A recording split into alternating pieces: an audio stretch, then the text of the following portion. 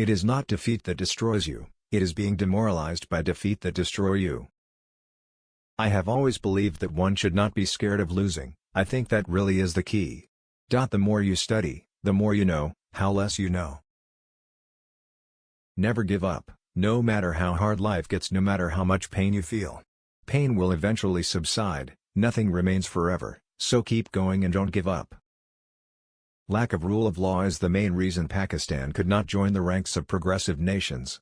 Are we Pakistanis, children of a lesser god? Is there one law for the West and one for us? Is our democracy supposed to be only democracy if you give us a no objection certificate? Compromise for your dream, but never compromise on your dream. We must speak the truth if we are to be a great nation. Crime should not pay, it must be punished. Unfortunately, in Pakistan big crimes do get rewarded.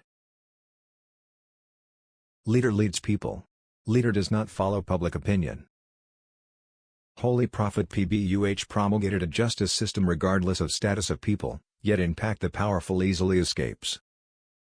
I felt like the Islamic scholar Muhammad Abduh, 1849–1905, who said on his return from a trip to Europe to his homeland Egypt, I saw no Muslims in Europe but I saw a lot of Islam, and of his homeland there are a lot of Muslims here but no Islam. Faith without wisdom and knowledge could produce bigots completely lacking in compassion and tolerance. There is so much debate about moderate and radical Islam, but there is only one Islam. My Pakistanis, you have not left me alone, and I promise, I will never leave you alone inshallah. Imran Khan asked Pakistanis of 4 things at the historic Lahore Jalsa. 1. We shall never lie and always speak the truth. 2.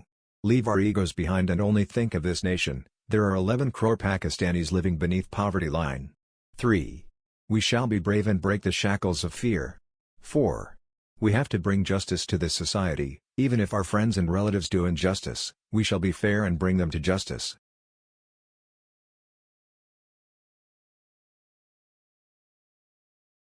When I was older, I found Iqbal's work hugely inspirational. He argued against an unquestioning acceptance of Western democracy as the self-governing model, and instead suggested that by following the rules of Islam a society would tend naturally towards social justice, tolerance, peace and equality. Iqbal's interpretation of Islam differs very widely from the narrow meaning that is sometimes given to it. For Iqbal, Islam is not just the name for certain beliefs and forms of worship. The difference between a Muslim and a non-Muslim is not merely a theological one, it is a difference of a fundamental attitude towards life. Certain folks start playing sin card despite having ravaged the life of the common Sindhi. Allah exalts whom He wills. Mothers, train your children to only speak truth. The war on terror is the most insane and immoral war of all time. The Americans are doing what they did in Vietnam, bombing villages. But how can a civilized nation do this? How can you eliminate suspects, their wives, their children, their families, their neighbors? How can you justify this? Bravery is standing with the truth and right. Truth is the power that will resolve our problems. Prophet, PBUH, considered the ink of a scholar to be holier than the blood of a martyr.